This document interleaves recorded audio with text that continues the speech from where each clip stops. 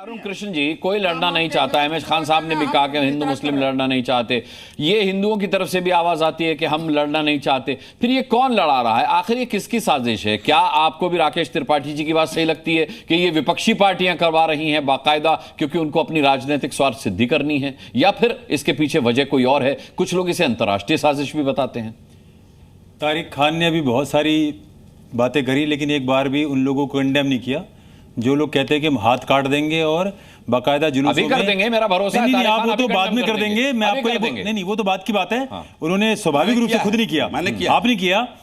इतनी बातें इन्होंने बनाई कि कूड़ा फेंकती थी प्रॉफिट के ऊपर। ये सारी स्टोरियां हैं, आप किसी हदीस के अंदर दिखा दीजिए जहां लिखा हुआ है। ये सारी स्टोरियां झूठी। अगर मैं चैलेंज करता हूं, किसी हदीस में, किसी कुरान में लिखा दिखा दें कि प्रॉफिट के ऊपर कूड़ा डालती थी, वो बीमार पड़ी, उनको फिर घर देखने गए, पूरी स्टोरी है। दूसरी बात, ऐसा क्या कारण है कि सारे जुलूसों में पत्थर चलते हैं? मैं खुद भुक्तभोगी हूं दिल्ली के अंदर। जैसे इनका कोई जुलूस निकलता है, 4-4, 5-5 लड़के बिना हेलमेट, बिना किसी अनुशासन की, बिना किसी कानून का परवाह किए यही दिल्ली में ये दंगा मचाते हैं। एक जगह दिखा, अभी जैन मंदिर के अंदर ये लोग दिल्ली में घुस गए थे। सारे इनके जुलूसों में दंगे पत्थरबाजी क्यों होती है? आप बताइए ना। कभी आपने किसी को देखा है? कभी आपने किसी को देखा है कि वो मंदिर से निकला पूजा पाठ करके और बाहर जाके पत्थर मारता हो किसी को? पत्थर पहली बात तो लाते कहां से मस्जिद के अंदर? ये समस्या ये है कि इनका पूरा इकोसिस्टम है। एक पत्थर मारेगा, दूसरा पत्थर मारो, दूसरा 2 लोग आएगा, बोलेगा जी हम कंडेम करते हैं, और 3 लोग बैठ के बैकअप करेंगे। और अहमदाबाद जैसे आतंकवादी घटनाओं को, जहां पर 38 लोगों को उम्र कैद और फांसी हुई, उनको कानूनी सहायता देने वाले भी यही लोग हैं। तो ये पूरा इकोसिस्टम है। तो अच्छा बोलेंगे, गुड और बैड कॉप वाला इनका खेल है। तो कौन सा ये सारा आप बता दीजिए। आई लव मोहम्मद का बंडा तो इन्होंने यही फोड़ दिया। आई लव का नैरेटिव, मेरी बात सुनिए। अभी आपने कहा था कि जब आप बोल रहे कोई बीच में ना बोलेगा। अभी आपने कहा था कि जब मैं बोलूंगा तो कोई बीच में नहीं बोलेगा। अब आप बीच में बोल रहे हैं। मैं टोकूंगा नहीं, फिर मैं भी आपको बोलने नहीं दूंगा। ऐसे तो मैं भी आपको बोलने दूंगा। इस तरह मैं भी बोलने दूंगा आपको। ये बिल्कुल झूठी कहानी है। आप चैलेंज करता हूं, आप कौन से, आप दिखाइए कुरान में लिखा हुआ है। आप दिखाइए कुरान में लिखा हुआ है। कौन सी हदीस है? कौन सी हदीस है? कौन सी हदीस? हजारों हदीस। तो बताइए ना कौन सी हदीस है। हम भी ऐसे अपने सनातन में सारी पुस्तकों को नहीं मानते। ऐसे झूठी कहानी अगर इतना अमन का प्रेम होता तुम्हारे धर्म में तो हर जुलूस से पत्थर नहीं चलते। एक तरफ बोलते हो आई लव मोहम्मद, दूसरी तरफ कह रहे हो तुम्हारे हाथ काट दूंगा। जब मैं किसी देवता के बारे में, अरे तुम्हारे आई लव मोहम्मद की तुमने खुद पोल फोड़ दी, तारीफ कर रहा हूं, खुद ही आपने करी ना। ये जो खान सफाई प्रवक्ता, इन्होंने एक बार कंडेम किया। ठीक है, एक बार कंडेम किया कि भाई अगर आप हाथ काटने को और सर तन से जुदा बोलोगे तो उसका कंडेम करते हैं। क्या बोला? अरुण कृष्ण किसी की धार्मिक भावनाओं को आहत करने वाली टिप्पणी नहीं है। मसला हिंदू मुसलमान का चल रहा है, मोहम्मद का मसला नहीं चल रहा है, राम का मसला नहीं चल रहा। देखो, हमने कोई अपने सनातन एग्जांपल नहीं दिया, इनसे भी अनुरोध है कि कोई एग्जांपल ना दे। ठीक है, अब आपने दिल्ली की बात की, अब आपने दिल्ली की बात की, मुमताज आलम रिजवी दिल्ली से। यहाँ पर सीधी बात कीजिए जो विषय है। आप अगर कहानी सुनाओगे तो हमारे पास 5 लाख कहानियां हैं। यहाँ कहानी सुनाने नहीं बैठे हुए, हम यहाँ बैठे हुए डिबेट करते हैं। क्यों तुम्हारी जुलूसों पर पत्थर चलते हैं? क्यों तुम्हारी जुलूसों में तुम लोग सर तन से जुदा बोलते हो? क्यों लोगों के तो हाथ काट देंगे? एक तरफ कह रहे हो आई लव मोहम्मद और दूसरी तरफ कह रहे हो हाथ काट देंगे। अरे भाई, ये नैरेटिव तो तुमने खुद ही ब्लॉक कर दिया आई लव मोहम्मद का। किसी के भगवान और दुनिया में कहीं पर भी जुलूस नहीं निकल रहा है मोहम्मद का। केवल हिंदुओं से नफरत का जुलूस है। हिंदुओं से नफरत का जुलूस है। ठीक है भाई, केवल हिंदुओं से नफरत का जुलूस है। कोई 57 देशों में कहीं पर मुझे बता दो एक एग्जांपल जहां पर जुलूस निकला। केवल एक नई चीज लेकर आते हैं, हिंदुओं से किस तरह झगड़ा किया जाए। ठीक है, समझ में नहीं आती, दो बोलते हैं ना, समझ में नहीं आती। अब आपने दिल्ली की बात की, अरुण कृष्णा जी दिल्ली के आपने उदाहरण दिए, मुमताज आलम रिजवी दिल्ली से ही आते हैं। अरुण कृष्णा जी ने एक बड़ा आरोप लगाया है कि 2 लोग पत्थर मारते हैं, 3 लोग उसको कंडेम करते हैं और पीछे से 4 लोग उनको बैकअप देते हैं, सपोर्ट देते हैं। ये बैलेंस करने की, गुड और बैड के बीच में बैलेंस करने की मुसलमानों की ही पॉलिसी है। आप तो दिल्ली से आते हैं, दिल्ली के कुछ उदाहरण इन्होंने दिए, क्या कहना चाहेंगे मुमताज आलम रिजवी? बहुत बहुत शुक्रिया। हम आह भी बरते हैं तो हो जाते हैं बदनाम, वो कत्ल भी करते हैं तो चर्चा नहीं होता। मैं आपको मिसाल दिखा रहा हूं। 1 मिनट, ये मेरे पास मिसाल है। 1 मिनट, मुल्तान पूरा मंदसौर निवासी मुस्लिम युवक को जो मेले में पशु लेकर जा रहा था, तथाकथित गौ रक्षकों ने रोककर बेरहमी से मारते हुए मॉब लिंचिंग की और इलाज के दौरान हॉस्पिटल में युवक की मौत हो गई। ये तस्वीर है और ये ताजा तस्वीर है। मैंने 500 अलीगढ़ से के अलावा कहीं की रुक जाइए। खबर दूसरा करना चाहिए। अलीगढ़ में मुझे नहीं पता मोबाइल पर कहां से खबरें आती हैं। मुझे नहीं पता मोबाइल पर कहां से खबरें आती हैं। मैं बता रहा हूँ, आप पता कर लीजिए। कोई हिंदू दंगा नहीं करता, पता कर लीजिए। हिंदुओं की प्रवृत्ति नहीं है। शरीफ है, मुझे पता है। हिंदुओं की प्रवृत्ति नहीं है हिंदू दंगा करने नहीं की। करता।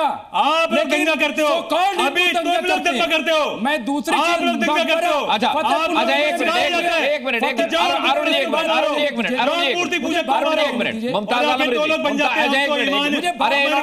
इन्होंने एक बहुत अच्छी बात कही। अरुण जी इन्होंने एक बहुत अच्छी, मुमताज आलम रिजवी आपने कहा कि हिंदू दंगा नहीं करता, सो कॉल्ड हिंदू दंगा करता है।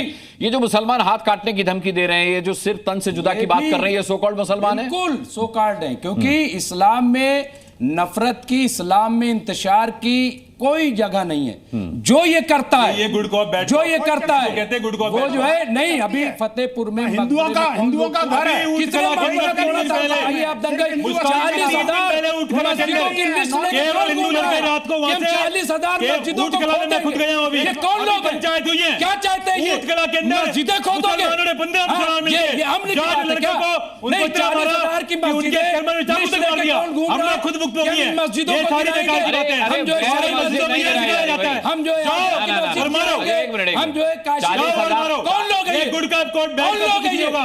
हम तुम्हारे तुम लोग पूछने में एक्सपोज हो चुके हो। अरे छोड़ा भारत को। मोदी सरकार आई है, इनको रोजगार मिल गया। इंग्लैंड के अंदर किसी को अभी रोजगार मुसलमानों के खिलाफ मिला हो, लेकिन 5 ऐसे लाख लोगों को क्रिश्चियन, रोजगार 5 मोदी लाख सरकार ने क्रिश्चियन दिया है। इंग्लैंड के और इन्हीं से वादा अंदर था। मुसलमानों के इन्हीं से दंगों के वादा कारण था। जुलूस निकाला गया है। वहाँ तो बीजेपी अच्छा, अरुण जी रुक जाइए। वहाँ तो आरएसएस नहीं है। ठीक है, अरुण जी रुक जाइए, अरुण जी रुक जाइए। मुमताज आलम रिजवी 40,000 मस्जिदों की आप बात करें, मैं आपको यकीन दिलाता हूं कि कोई भी वैध मस्जिद इस देश में नहीं तोड़ी जाएगी, और अगर तोड़ी जाती है तो सुप्रीम कोर्ट है, माननीय अदालत है, आप वहां जा सकते हैं। और अगर मंदिर भी अवैध है तो उसे भी तोड़ा जाएगा। अगर मंदिर भी अवैध है तो उसे तोड़ा जाएगा। विक्टिम कार्ड मत खेलिए कि मस्जिदें तोड़ी जा रही हैं, ये वो अवैध मस्जिदें हैं। मंदिरों को तोड़ के मस्जिद बनाएंगे, जो लोग और जब मस्जिद तोड़ी जाएगी तो विक्टिम कार्ड दिखाएंगे। ये है इनके लिए कविता।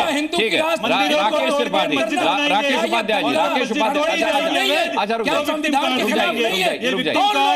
पुराना हो गया, विक्टिम कार्ड नहीं चलेगा। समझ में आता सर, अच्छी बात आ रही है। अरे भाई चले जाओ, तुम गद्दार हो। कौन लोग हैं ये? ठीक है, हो गया, हो गया। अगर आप देश के खिलाफ गद्दारी करोगे तो गद्दार कहलाए जाओगे। जो गद्दारी करेगा वो गद्दार कहलाया जाएगा। जो गद्दार कहेगा, जो पत्थर मार रहे हैं, जिनका लिंक अलकायदा से मिल रहा है, जो मस्जिदों के अंदर 50,000 कारतूस नहीं कर पाओगे कंडम, अलकायदा से संबंध ठीक है, आप गद्दार कहे जाएंगे। और वो गद्दार मस्जिदों में पकड़े जा रहे हैं। ऐसा कुछ नहीं है। आतंकवादी तो 7 दिन पहले पकड़े गए। हर मस्जिद के अंदर से पत्थर मार रहे हैं। अच्छा ठीक है, आप दोनों में पर्सनल डिबेट, अच्छा आप दोनों में पर्सनल डिबेट नहीं है भाई, आप दोनों में पर्सनल डिबेट नहीं है। राकेश उपाध्याय जी बड़े धैर्य के साथ सबको सुन रहे हैं। नहीं ठीक है, शांत हो जाइए, शांत हो जाइए। अच्छा राकेश उपाध्याय जी, राकेश उपाध्याय जी के आकलन का मैं बड़ा सम्मान करता हूं। नहीं ठीक है, नहीं ठीक है, राकेश उपाध्याय जी के आकलन का मैं बड़ा सम्मान करता हूं। राकेश उपाध्याय जी, राकेश उपाध्याय रुक जाइए, अरे वो कोई जानवर थोड़े ही हैं, अरे वो भी मानव ही हैं। जो मानव है, जो ये कहता है, राकेश जी की बारी है, ये कहता है उनको बोलने दीजिए, उनकी बारी। अच्छा ठीक है, अरुण जी, अच्छा अरुण ठीक है, जो ये कहता है बुत परस्त की जगह जहन्नम है, वो दानव है। जो कहता है औरत जहन्नम है, कैसे वो दानव है। चलिए वर्शिपर और कोई सिया सुननी नहीं, कोई सिया सुननी नहीं। हम सब भाई और आप भाई हो। ठीक है, बिल्कुल भाई है, भाई की तरह बिहेव करो, भाई है, ठीक है, भाई की तरह बर्ताव करो, भाई है। ठीक है, आपके पास भी अच्छा पर्सनल रिलेशनशिप बनाइए। करूंगा भाई,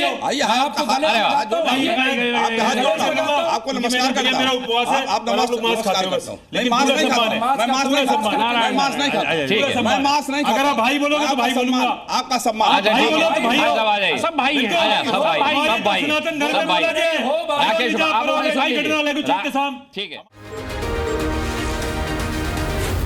Scene